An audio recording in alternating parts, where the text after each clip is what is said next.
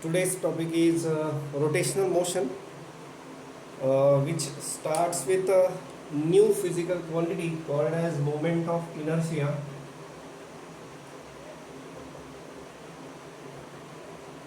which is I. This quantity is derived by deriving kinetic energy of a rotating body.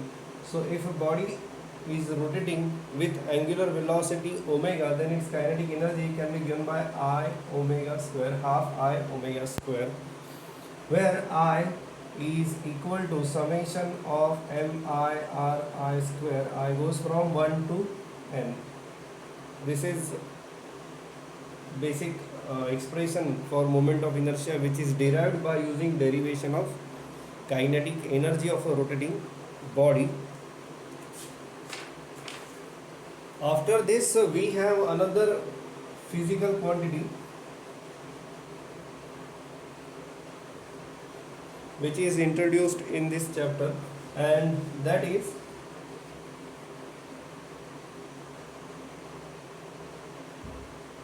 radius of gyration. So radius of gyration,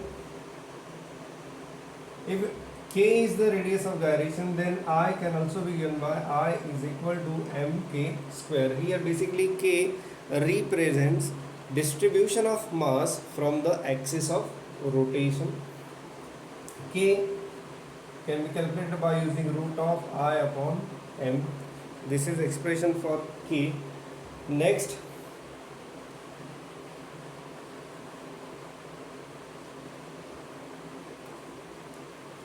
we are having if we have continuous mass distribution, then moment of inertia I can be given by it is integration of r square dm. So when we study parallel axis theorem and perpendicular axis theorem, in that we use this expression for moment of inertia. Remember this one. This may be asked for theoretical question, yani theoretical MCQ. After this, we have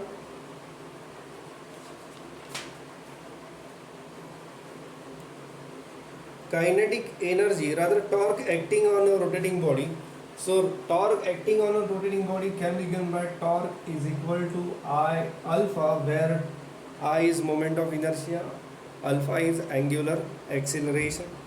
After this, we have kinetic energy of a rolling body. If a body is rolling on a particular surface, then its kinetic energy E, I am writing directly expression, E is equal to half mv square into 1 plus k square by r square, where r is the radius of that particular object like sphere, ring or disc. K is radius of gyration of that particular object. So this is the expression for kinetic energy of a rolling body. After this,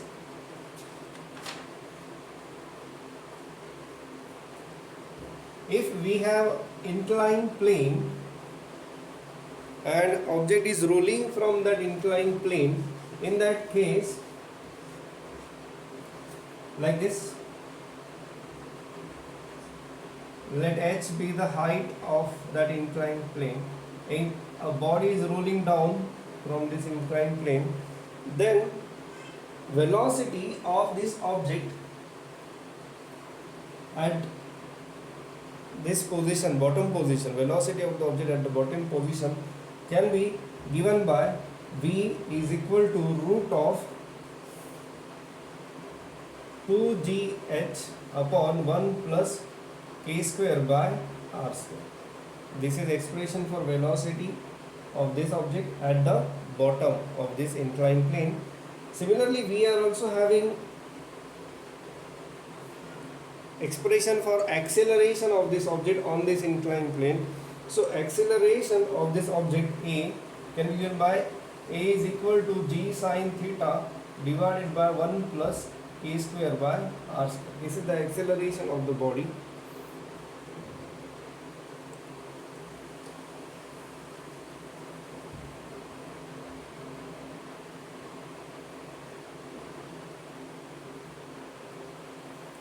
after this we are having uh, parallel axis theorem and perpendicular axis theorem. Before that, uh, there are some ratios given for k by r. So if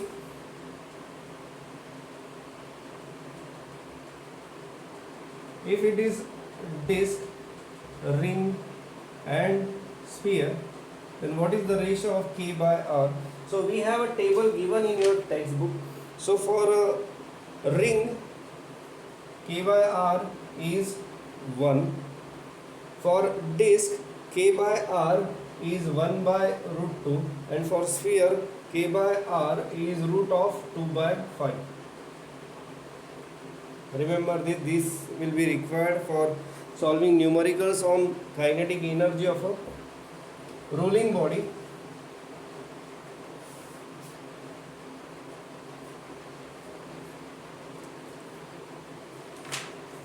Okay, parallel axis theorem, like if we have a particular object and these are the two axes of rotation, let this axis is passing through the center of mass and there is another axis. We are supposed to find out the relation between moment of inertia about these two axes. Then we have I is equal to IC plus MH square, where H is perpendicular distance between two parallel axes. This is parallel axis theorem. So moment of inertia about any axis can be given by moment of inertia of parallel axis passing through center of mass plus product of mass of the body and square of a distance between two parallel axes. Then we have perpendicular axis theorem. In case of perpendicular axis theorem is particularly applicable for laminar objects. That means objects which are having plane on their surface like this. So if we have two mutually perpendicular axes, let it be x, let it be y, and this is another axis z. Now x and y, they are lying in the plane of the body and z is perpendicular to the plane of the body. Then by using perpendicular axis theorem, we can write Iz is equal to Ix plus Iy. This is your perpendicular axis theorem. Proof already we have discussed in your regular classes. इसके बाद जो है उन्होंने कुछ standard shapes हैं, उनके moment of inertia बताए हैं आपके टेक्स्ट बुक में. सो आपको वो सारे शेप्स के जो मोमेंट ऑफ इनर्शिया है आपके टेक्स्ट बुक में जो शेप्स दिए हैं वो है sphere, ring, disc and rod. तो इन सब के मोमेंट ऑफ इनर्शिया आपके टेक्स्ट बुक में दिए हैं, आपको वो देखने हैं. After this we have expression for angular momentum. So angular momentum of a rotating body L is equal to I omega, where I is again moment of inertia and omega is angular velocity of that object. After this, the last topic, theoretical part of this chapter is conservation of angular momentum. Yes, so conservation of angular momentum, ये law ये state करता है कि if there is no torque acting on the rotating body, then total angular momentum of that body या फिर of that system remains conserved. So I omega is constant if there is no external torque. If external torque is 0, then I omega is constant. So I1 omega 1 is equal to I2 omega 2. So this is the expression by using law of conservation of angular momentum.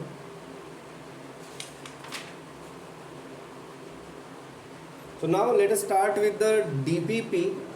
जो एक 24 questions की एक DPP आपको अभी आपके group में आई है, उसको अभी हम सॉल्व कर लेते हैं.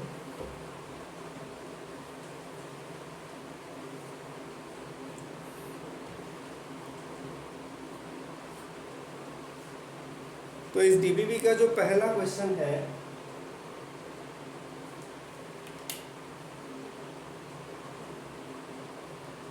an iron rod of mass m and length L is cut into n equal parts by cutting it perpendicular to its length.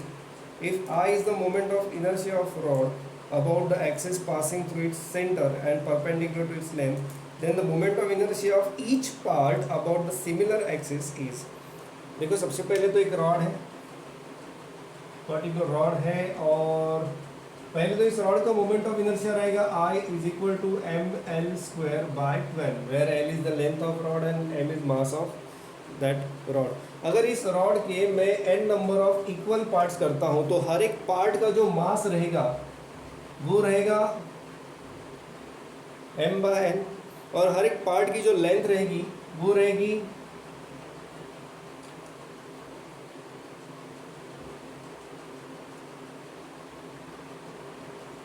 L bye n. सो इस प्रकार से अगर उस छोटे से पार्ट का मोमेंट ऑफ इनर्शिया हमें देखना है, सो मैं उसे कहता हूँ I dash. So I dash is equal to M L square by 12. सो ये m की जगह पे, ये 1/12 एज इट इज़, ये m की जगह पे मैं m बाय n लिख देता हूँ, और ये l की जगह पे मैं l square by n square लिख देता हूँ. So what I am getting is 1/n cube m l square by 12. So this is nothing but I. सो मुझे मिलता है यहाँ पे I/n क्यूब. ये आंसर, यानी ये जो आंसर है आपके क्वेश्चन डीपीपी में दिया है C, आंसर इज C. तो पहले का आंसर है C. सेकेंड क्वेश्चन जो है, 4 massless rods constitute a square of side 5 cm. At every vertex weight of 10 kg is placed, which is of point size. What is moment of inertia of system about an axis passing through one of the vertices and perpendicular to the plane of paper?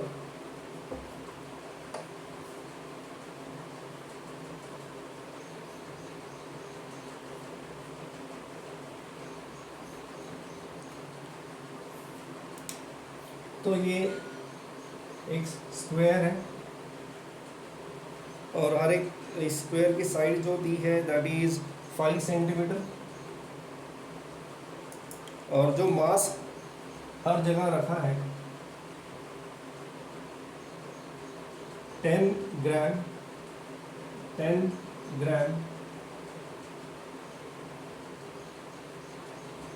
So let us assume कि axis of rotation यहाँ से पास हो रहा है. तो अगर, अच्छा आपके लिए मैं यहाँ से दिखा दूँ, इट इज़ क्लियर. 10 10 10.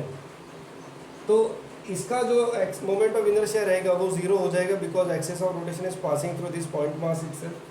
तो बचा अभी ये 3 मासों के लिए. सो सबसे पहले तो ये जो डिस्टेंस रहेगा ये रहेगा 5√2. इसके लिए जो डिस्टेंस रहेगा वो रहेगा 5, और इसके लिए रहेगा 5.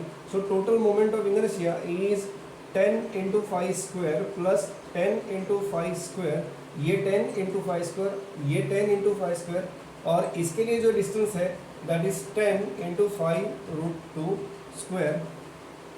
तो ये 25, यानी आप इसको कैलकुलेट कर सकते हो, और कैलकुलेशंस करने के बाद जो आपको आंसर मिलेगा that is 1000 gram centimetre square. ये आपका फाइनल आंसर रहेगा. So this is about second. इसमें जो ऑप्शन दिया है 1000 के लिए that is B. So second का आंसर है B.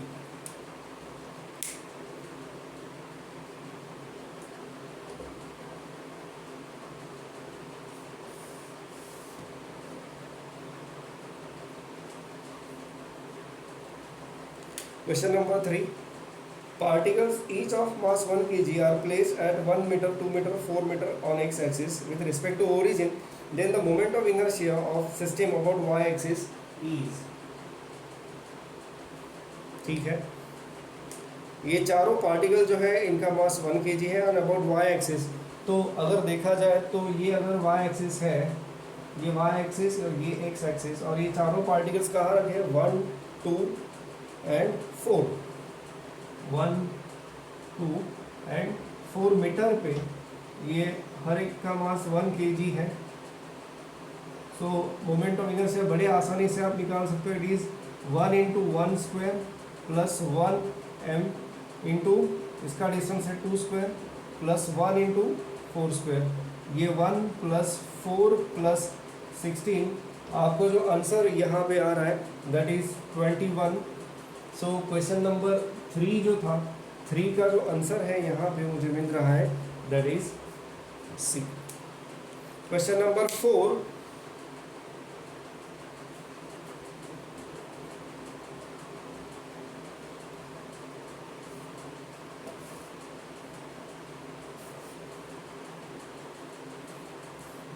Angular acceleration of a body of mass 50 kg under action of torque of magnitude 500 Newton meter is 25 radian per second square.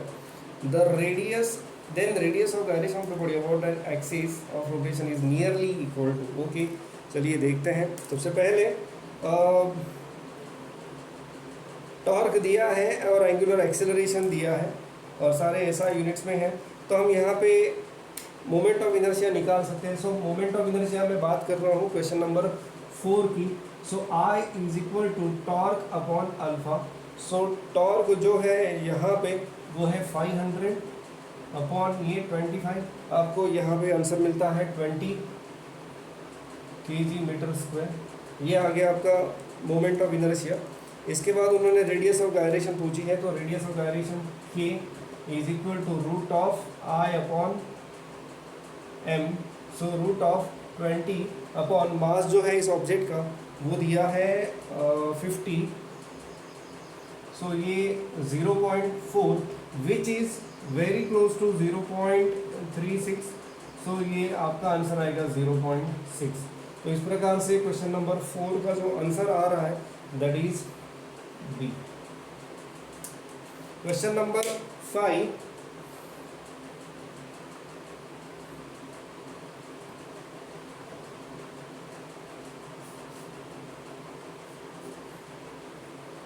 The moment of inertia of a circular disc about its diameter is 500 kg meter square. If its radius is 2 meter, its radius of gyration is.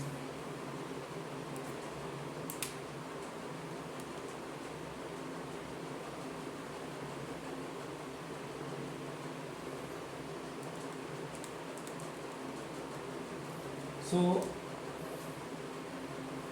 Circular disc का जो moment of inertia रहता है about its diameter, तो वो रहता है mr²/4. इसको मैं अगर m के स्क्वायर से कंपेयर करता हूँ, सो मेरा जो k स्क्वायर आ रहा है वो है r²/4 and that implies k is equal to r/2. अब यहाँ पे क्या हमें रेडियस वगैरह कुछ दी है.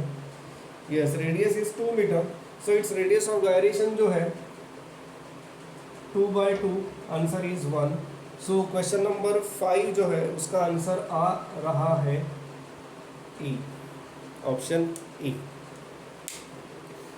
Question number 6.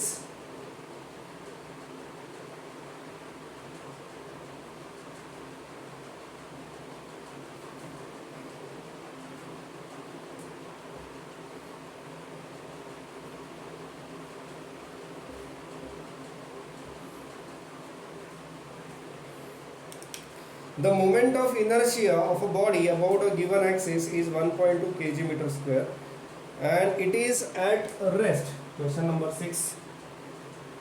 An angular acceleration of 25 radian per second is applied to generate kinetic energy of 1500 joule in the body. The duration for which the acceleration applied is. ठीक है, तो इसमें सबसे पहले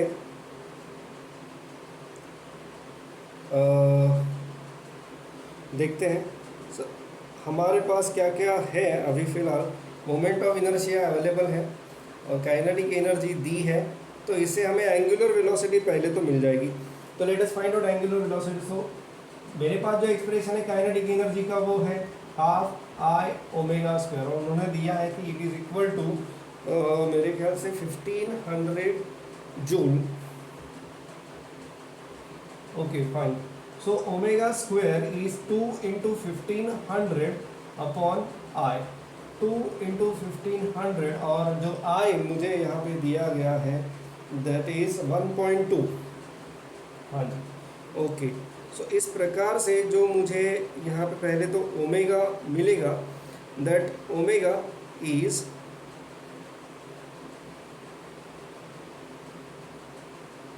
50 radian per second. I hope ये calculations आप कर लोगे। फाइन। इसके बाद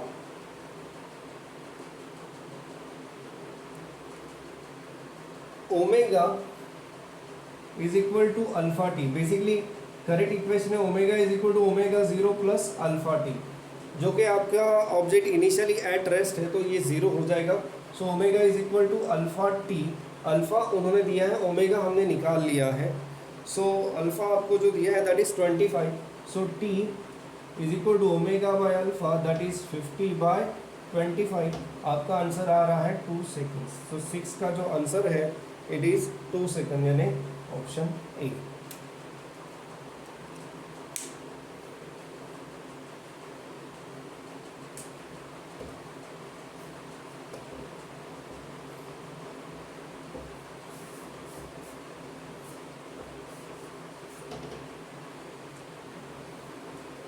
Question number 7. A flywheel has moment of inertia 4 kg meter square and has kinetic energy of 200 joule. Calculate the number of revolution it makes before coming to rest. If opposing couple 5 Newton meter is applied to it. Okay, fine. ये जो पहले तो उन्होंने moment of inertia दिया और kinetic energy दी है, इससे हम उसकी एंगुलर वेलोसिटी निकालेंगे। So half I omega square kinetic energy is equal to 200। I दिया है, ओमेगा निकालना है। यहाँ पे आपको ओमेगा जो मिलेगा that is around 100 radian per second. Calculations कर लो, ये आपको डायरेक्टली आंसर नहीं मिलेगा, कैलकुलेशन करने के बाद ये आंसर मिलेगा। फाइन। ओमेगा आपको 100 नहीं 10 मिल रहा है। Omega is 10 radian per second.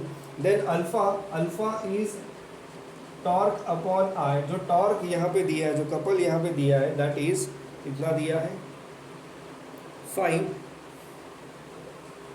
और I is 4।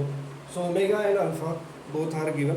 Now we have to find out number of rotations. Yes, so number of rotations के लिए जैसे हमें पता है कि omega square minus omega not square is equal to alpha theta, तो उसमें एक तो ज़ीरो हो जाएगा। सो आपके लिए ये omega square is 2 alpha theta. देखो बेसिकली इनिशियल ये होता है, बट ये अल्फा निगेटिव रहेगा, इसलिए मैं एक सिंपल जस्ट कैलकुलेशन के लिए ये इक्वेशन इस तरह से लिख रहा हूँ। सो ओमेगा हमें मिल गया है, अल्फ़ा हमारे पास है, हमें थीटा यानी omega square 2 alpha 2 pi N, तो ये एन हमें निकालना है, यानी ये नंबर ऑफ रोटेशंस हमें निकालना है। और इस एन की जो अप्रोक्सीमेट वैल्यू आ रही है दैट इज 6.4। ऐसा कोई ऑप्शन है? Yes, it is option C. So 7 का आंसर है सी। क्वेश्चन नंबर 7 का आंसर है सी। Question number 8.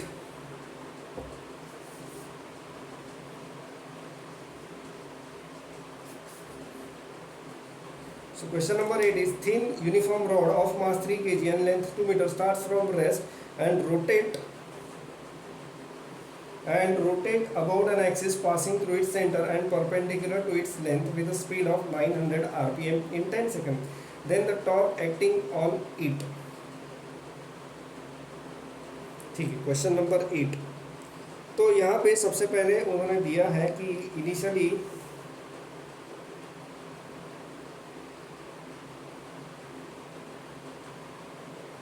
स्पीड दिया है 900 आरपीएम। सो 900 डिवाइड बाय 60, ये 15 आरपीएस, 15 रोटेशंस पर सेकंड। और इसके बाद हमें एंगुलर एक्सेलरेशन निकालना पड़ेगा। सो एंगुलर एक्सेलरेशन जो रहेगा that is equal to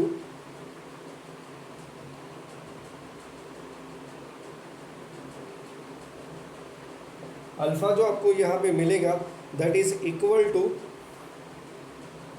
3 pi. अब ये अल्फा हमने कैसे निकाला है,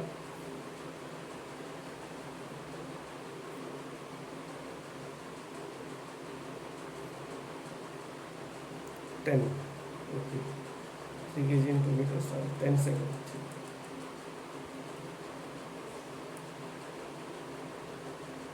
फाइन, ओके।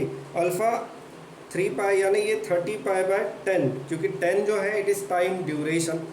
सो जो change in angular velocity upon time जो है उससे हमने ये अल्फ़ा निकाल लिया है, which is we are getting equal to 30 pi. इसके बाद सॉरी 3 पाई, उसके बाद हमारे पास है I is equal to M L square by 12। इससे हम मोमेंट ऑफ इनर्शिया उस रॉड का निकाल लेंगे। मोमेंट ऑफ इनर्शिया निकालने के बाद यहाँ पे जो मोमेंट ऑफ इनर्शिया आपको मिलेगा दैट विल बी 1। यहाँ पे जो मोमेंट ऑफ इनर्शिया आपको मिलेगा that is 1। So torque is equal to I alpha.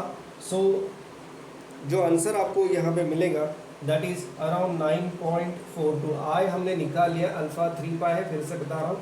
Alpha जो है इट इज़ बेसिकली निकाला है हमने omega minus omega not upon T से। सो ये अल्फा निकाल लिया है, ये आई निकाल लिया है, टॉर्क इज आई अल्फा। जो टॉर्क जो उन्होंने पूछा है that we are getting equal to 9.42, तो 8 का जो आंसर है that is C. Next is question number 9।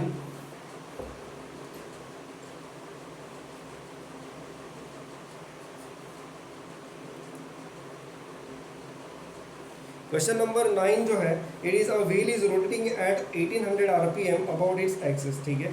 When power is cut off it comes to rest in 1 minute, the angular retardation in radian per second square is. Basically ये question लगता नहीं rotational motion से related है, it is related to kinematics in circular motion. तो कोई बात नहीं, ठीक है, इसको कर लेते हैं। अब सबसे पहले फिर से n is 1800 upon 16 that is equal to 30 RPS। ये आपको फ्रीक्वेंसी मिल गई।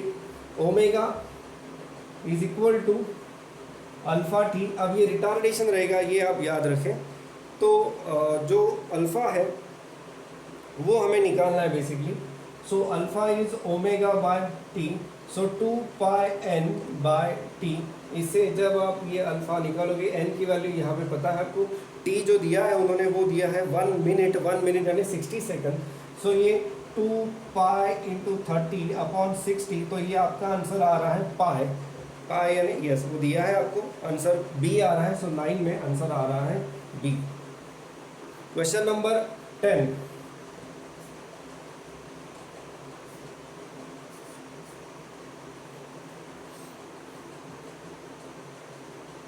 A torque of 50 newton metre acts on rotating body for 5 second, ठीक है। टॉर्क एक्ट हो रहा है 5 सेकंड के लिए। इट्स एंगुलर मोमेंटम, कुछ ऑप्शन दिए, increases by 250, increases by 10, increases by वगैरह वगैरह वगैरह, ठीक। अब यहाँ पे आपको पता होगा कि torque is equal to I alpha, torque is equal to I into delta omega by delta t. So यहाँ पे मैं बोल सकता हूँ कि torque into delta t is equal to I into delta omega, and this delta omega is nothing but angular momentum, यानी change in angular momentum. This quantity represents change in angular momentum. So change in angular momentum is torque into time. So torque जो दिया है 50 into 5 that is 250 newton, sorry 250 KG metre square second. तो आपका जो answer आना चाहिए 10 में it should be ए। अब यहाँ पे एक डाउट और आ सकता है कि सर इंक्रीजेस की जगह डिक्रीजेस भी हो सकता है। हाँ बिल्कुल हो सकता है। तो बेसिकली एक ऑप्शन उसमें नहीं देना चाहिए था, इधर एक इंक्रीजेस चाहिए था या फिर एक डिक्रीजेस चाहिए था, बट एनीवे अब वो करेक्ट करके हो सकता है आपके एग्जाम में आ सकता है। सो 10 का ए भी आ सकता है या फिर डी भी आ सकता है, क्योंकि ऐसा दिया नहीं कि torque is acting in opposite direction या वगैरह वगैरह, ऐसा कुछ भी यहाँ पे दिया नहीं है। सो इसलिए दोनों आंसर वैलिड है, 10 का ए भी हो सकता है या 10 का बी डी भी हो सकता है। Okay, question number 11।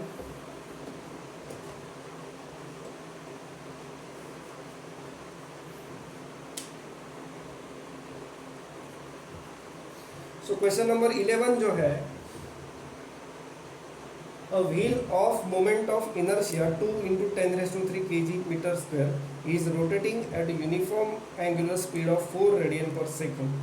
The torque to stop it in 1 second is, ठीक है, व्हील दिया है जिसका मोमेंट ऑफ इनर्शिया दिया है और it is rotating with the initial angular velocity of 4. तो टॉर्क चाहिए उनको रोकने के लिए इन टाइम ड्यूरेशन 1 सेकंड. तो ऑब्वियसली यहाँ पे पहले हमें एंगुलर रिटार्डेशन निकालना पड़ेगा. तो जो एंगुलर रिटार्डेशन आएगा वो देखना पड़ेगा. So alpha is omega minus omega not upon t. So ये पहला तो है basically final is 0 minus 4 upon 1. So ये -4 आ रहा है. निगेटिव साइन को हम निगलेक्ट करेंगे यहाँ पे. और जो टॉर्क मुझे चाहिए, so torque is equal to I alpha. I moment of inertia दिया है, जी हाँ दिया है, 2 इंटू 10⁻³ इंटू अल्फा इज 4. तो यहाँ पे जो आपका आंसर आना चाहिए दैट इज 8 इंटू 10⁻³ आपका जो आंसर आ रहा है 11th का that is B.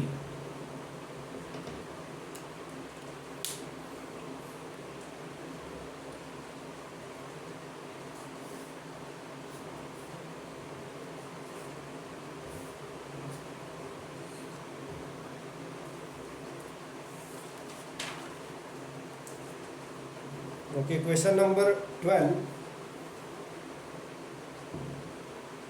The radius of gyration of a body about an axis passing through its center of mass is 0.05. Find its radius of gyration about parallel axis at a distance 0.12 from the center of mass. ठीक है, इसके लिए बड़ा ही simple हम equation use करेंगे. हमें पता है कि I is equal to IC plus mh square.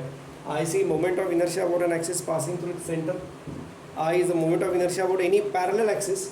H is the distance between two parallel axes. अब इसके लिए मैं लिखूँगा mk square.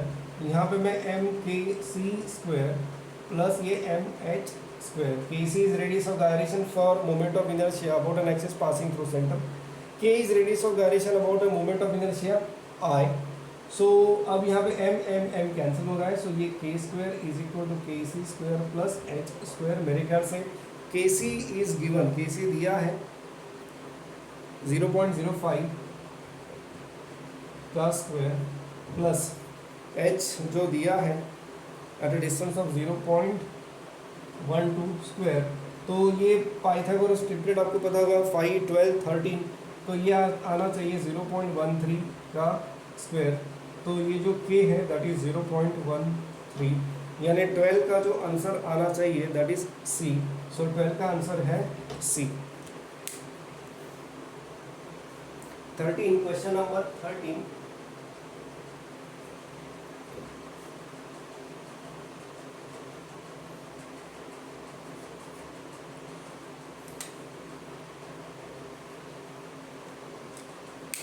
Three thin uniform rod, each of mass m and length l, are placed along the three axes of coordinate system with one end of each rod is at origin.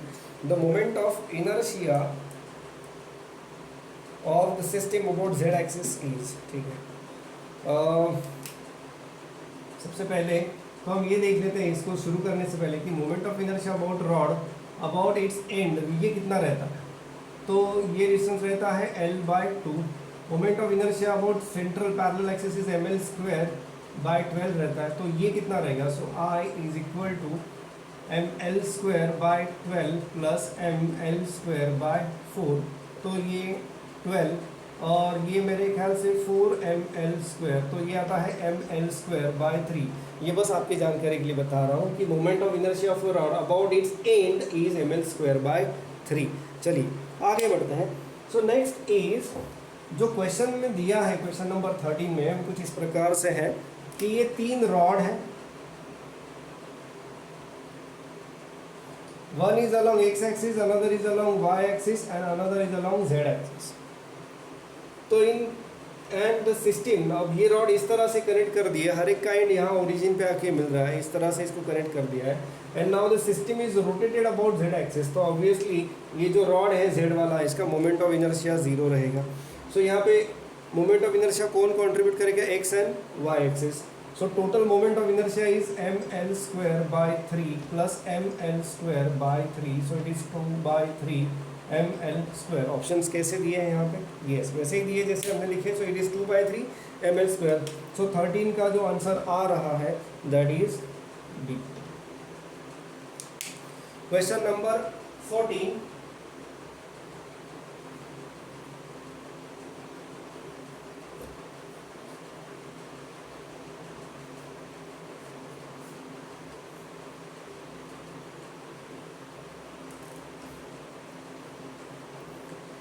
The moment of inertia of a ring about one of its diameter is 1 kg meter square. What will be its moment of inertia about tangent parallel to the diameter?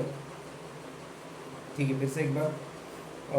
Ring about one of its diameter. Ring का moment of inertia दिया about diameter. तो हमें पता है ring का moment of inertia about diameter जो रहता है वो कितना रहेगा? mr²/2. वो दिया है शायद 1. Yes. What will be its moment of tangent parallel to the diameter?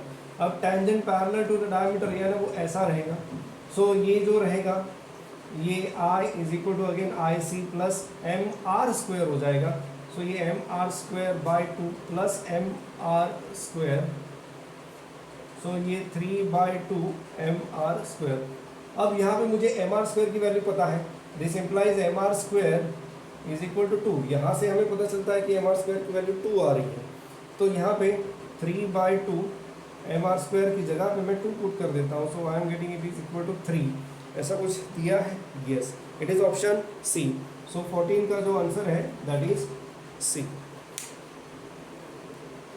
15. Question number 15.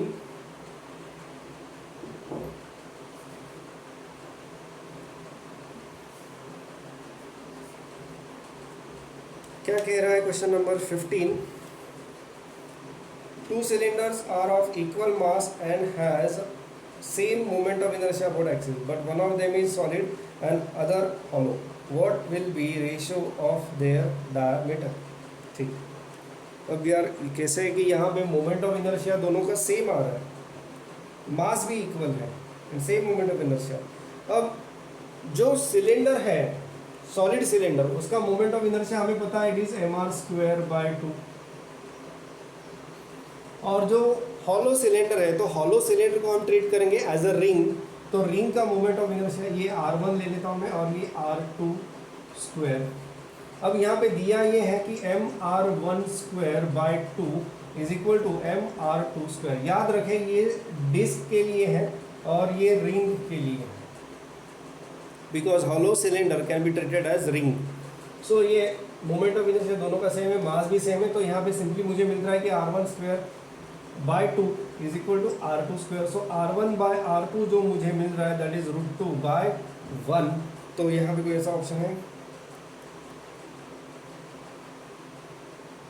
Yes, it is option ए. तो 15 का जो आंसर आ रहा है it is a. Next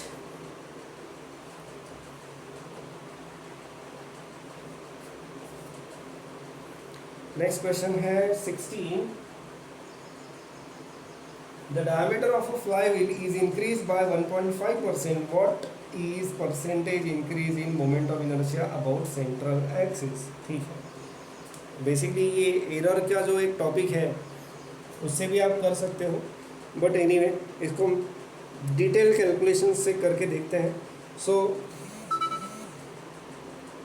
flywheel जो है मुझे बस एक सेकंड दे दो.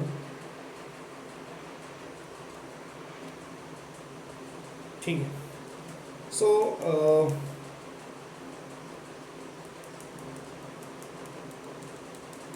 फ्लाईव्हील को हम एज अ रिंग ट्रीट करेंगे.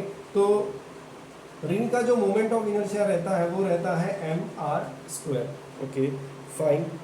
अब यहाँ पे उन्होंने बोला है कि r2 is r1 plus 1.5/100 r1. So that is 101.5/100 into r1. तो यहाँ पे जो पूछा गया है वो ये है कि mr2² minus mr1² divided by mr1² into 100 ये कितना है. अगर आप ये वैल्यूज पुट करें यहाँ पे तो सबसे पहले m कैंसिल हो रहा है और ये जो है ये कुछ इस प्रकार से कैलकुलेशन अगर आप करोगे तो आपको मिलेगा 101.5 बाय 100 का स्क्वायर माइनस 1 इंटू 100, ये आपको मिलता है अप्रॉक्सीमेटली 3%, यानी 3 से थोड़ा ज़्यादा मिलेगा, 3.02 मिलेगा, बट इसका आंसर 3% ही आपको मिलेगा जो ऑप्शन में दिया है, ऑप्शन डी में। तो 16 का आंसर है डी।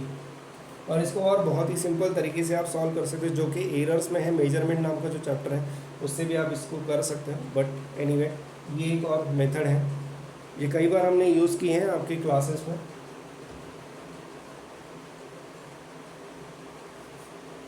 क्वेश्चन नंबर 17 क्या कह रहा है? Question number 17 is the radius of our contract to half of its present value, the length of the day will be. ठीक है, तो अब 17 में हमें जो यूज़ करना है that is nothing but law of conservation of angular momentum. तो सबसे पहले I1 2/5 m r1 square and I2 is 2/5 m r1 square by 4। ऐसा इसलिए लिखा क्योंकि जो नेक्स्ट रेडियस है that is r1/2, so r1/2 का स्क्वायर जो रहेगा वो r1 स्क्वायर बाय 4 हो जाएगा। अब यहाँ पे हमें पता है I1 ω1 is equal to I2 ω2 by using law of conservation of angular momentum. और अगर हम ये वैल्यूज़ यहाँ पे पुट कर देते हैं तो जो ऑप्शन दिए वो आवर्स में दिए, तो ठीक है आवर्स में ही ले लेते हैं। सो यहाँ पे 2/5 m r1 स्क्वायर 2π/24, क्योंकि जो पीरियड है वो 24 है, और यहाँ पे 2/5 m r1 square by 4 into 2π/t। ये t हमें निकालना है कि ये आवर्स में कितना रहेगा, क्योंकि ऑप्शन आवर्स में दिए है इसलिए मैंने इसको सिर्फ 24 रखा है। सब कुछ कैंसिल हो जाएगा यहाँ पे ये सब कुछ। तो अब t बचता है आपका, t इज 24/4, तो ये जो आ रहा है आंसर आपका दैट इज 6 आवर्स। यस, तो क्वेश्चन नंबर 17 का जो आंसर आ रहा है दैट इज 6 आवर्स। तो 17 का ये ऑप्शन अवेलेबल है, यस 17 में ये ऑप्शन अवेलेबल है, ऑप्शन है डी। आगे बढ़ते हैं क्वेश्चन नंबर 18 की तरफ।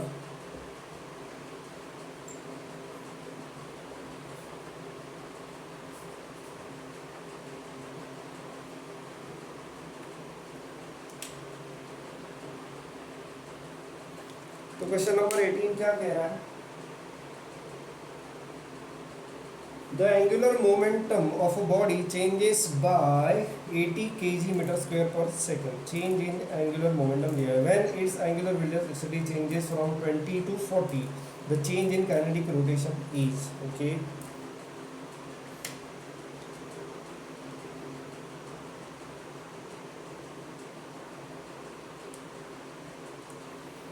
तो ये सीधा सीधा है कि मोमेंट ऑफ इनर्शिया तो सेम ही रहेगा। तो मोमेंट ऑफ इनर्शिया अगर सेम है तो L angular momentum is I omega. तो इनिशियल जो एंगुलर वेलोसिटी है वो चेंज हो रही है 20 to 40। तो यहाँ पे मैं ऐसा लिख सकता हूँ कि डेल्टा एल इज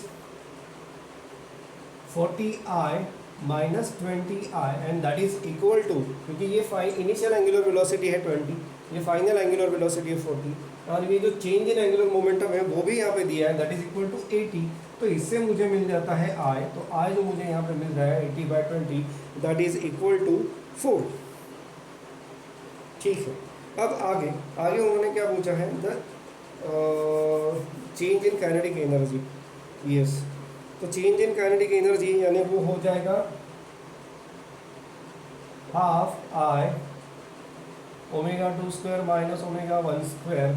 तो अगर आप ये ω2 40 square minus 20 square half 4 40 square 1600 minus 400 40 का स्क्वायर 1600 20 का स्क्वायर 400, ये वैल्यूज़ यहाँ पे पुट करके यहाँ पे जो फाइनल आंसर आप जब निकालते हो तो आपको आंसर मिलेगा 2400 जूल। तो ये ऑप्शन में कहाँ पे है? Option D. तो 18 का जो है वो है ऑप्शन डी।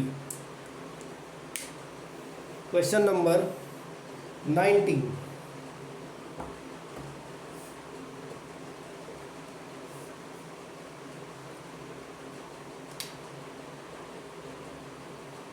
तो क्वेश्चन नंबर 19 जो है क्या कह रहा है,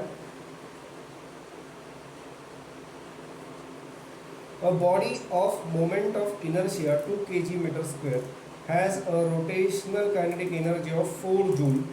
The angular momentum of the body is, ठीक है, मोमेंट ऑफ इनर्शिया दिया है 2 kg metre square, has a rotational kinetic energy भी दी है, angular momentum of the body is, okay. आपको पता होगा कि we have expression for kinetic energy in terms of angular momentum. So वो जो है E इज इक्वल टू, मेरे ख्याल से it is L square upon 2I, yes. So L square is 2IE, यहाँ पे 2, मोमेंट ऑफ इनर्शिया कितना दिया है 2, और एनर्जी जो दी है वो है 4, तो ये आता है 16। सो L इज इक्वल टू 4। कौन सा ऑप्शन यहाँ पे मैच हो रहा है? Yes, it is option A. So 19 का जो आंसर है वो आ रहा है A. Next is question number 20।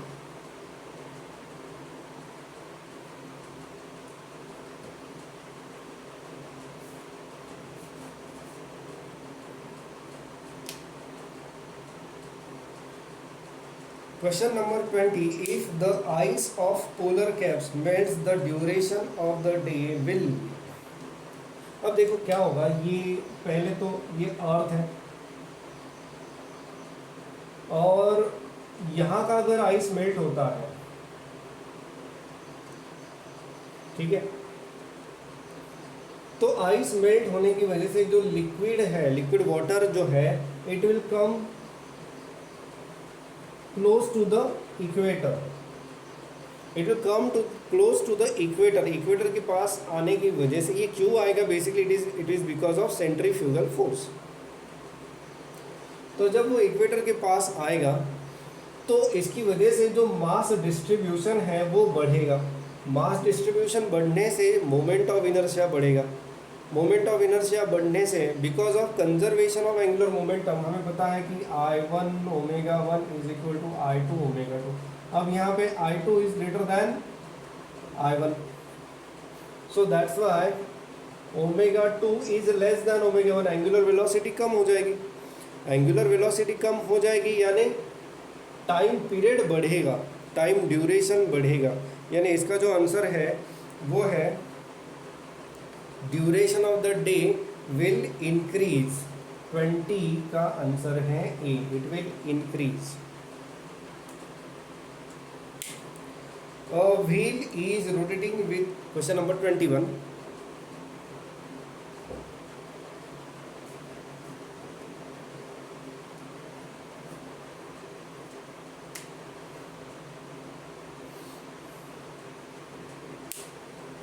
A wheel is rotating with angular frequency of 500 revolution, 500 rpm, ठीक है। उसके बाद second wheel whose mass and radius is half of the first is coupled with the first wheel, then the angular speed of rotation becomes, okay fine, चलो ठीक है, देखते हैं। सबसे पहले व्हील को मैं यहाँ पे अभी रिंग के फॉर्म में ले रहा हूँ। So initial angular moment of inertia is mr square. दूसरा जो व्हील है उसका मास हाफ है, so it is m/2 as well as whose mass and radius is half, so it is r square by 4, क्योंकि r/2 का square r²/4, तो ये आ रहा है ये mr स्क्वायर बाय 8, ठीक। अब इनिशियली मैं इसको लिखूंगा I1 omega 1 is equal to, और दूसरा व्हील उसके साथ कंबाइन होने की वजह से दोनों का मोमेंट ऑफ इनर्शिया यहाँ पे ऐड होगा, so I1 omega 1 is equal to I1 plus I2 omega 2, ये इस तरह से हो जाएगा। सो और मेरे ख्याल से 500 rpm, तो यहाँ पे यूनिट को कन्वर्ट करने की ज़रूरत नहीं है क्योंकि रेशो टाइप है, तो let it be rpm only. So mr square 2 pi into 500, omega की जगह 2 pi into 500 is equal to ये mr square plus mr square by 8 और ये यहाँ पे 2 पाई n, ओमेगा 2 की जगह पे 2 पाई n लिख दिया। ये एम आर स्क्वायर जो है और 2 पाई कैंसिल कर देता हूँ मैं। यहाँ पे पहले मैं थोड़ा सिंप्लीफाई करके M R square into 2 pi into 500 और ये 9/8 M R square 2 pi n। हाँ जी, हो गया। अब ये M R square 2 pi cancel और जो मुझे n मिलेगा that is 500 into 8/9 which is close to 450। करके देख लो आप, it will come closer to 450। तो इसी कारण क्वेश्चन नंबर 21 जो है इसका आंसर जो आ रहा है that is B.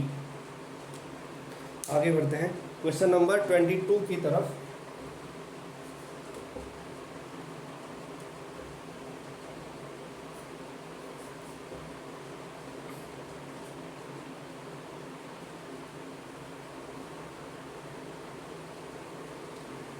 A disk of radius r is rotating about its axis has moment of inertia I। ठीक है, डिस्क है, रेडियस r है और उसका मोमेंट ऑफ इनर्शिया I है।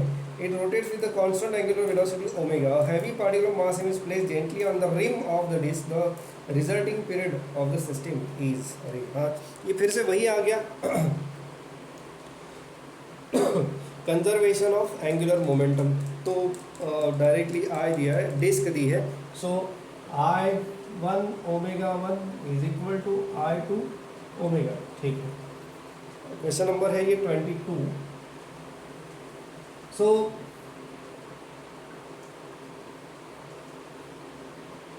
I omega is equal to यहाँ पे I प्लस, अब वो जो डिस्क है उसके ऊपर यहाँ पे एक मास पार्टिकल हमने रख दिया है, heavy particle of mass m place gently at the rim. तो ये मास m है, तो इसका जो मोमेंट ऑफ इनर्शिया रहेगा, let the r be the radius, so m r square into omega, इस तरह से।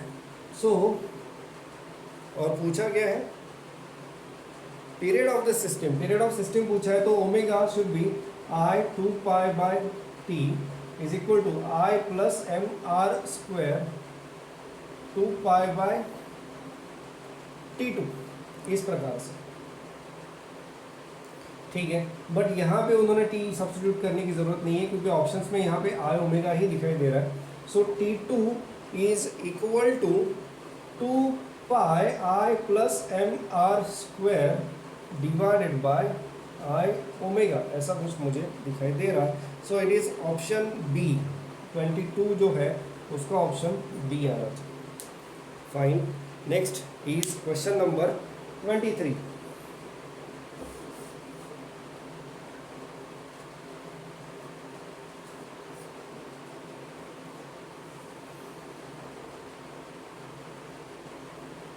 A sphere of mass 1 kg and diameter 1 meter rolls on horizontal surface with a linear speed of 10 meter per second without slip. Then the work done to stop the sphere.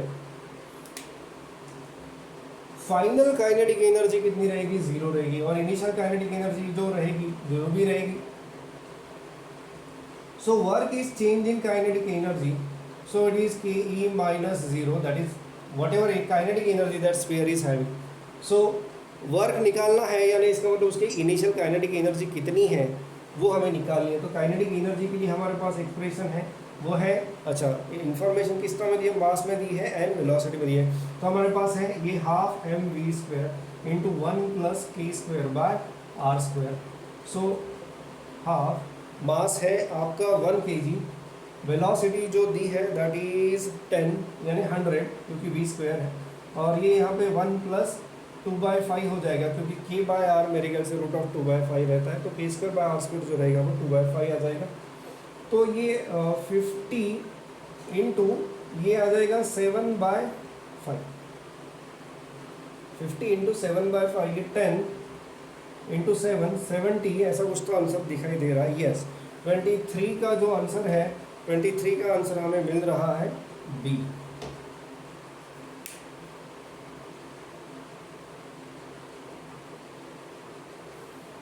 Question number 24.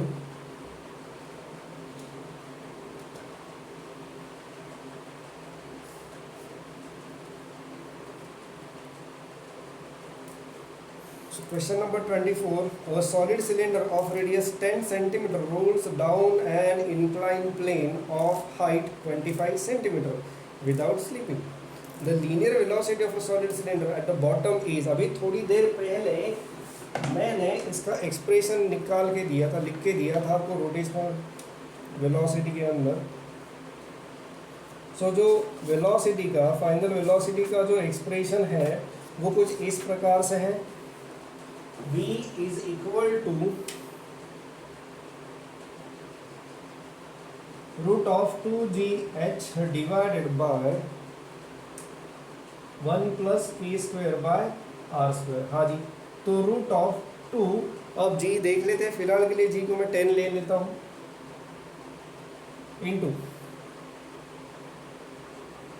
h जो है that is 25 centimetre यानी 0.25 divided by 1 plus, अभी कौन सा object है, cylinder है, cylinder यानी disc, तो डिस्क के लिए k बाय आर जो रहता है वो रहेगा 1/2.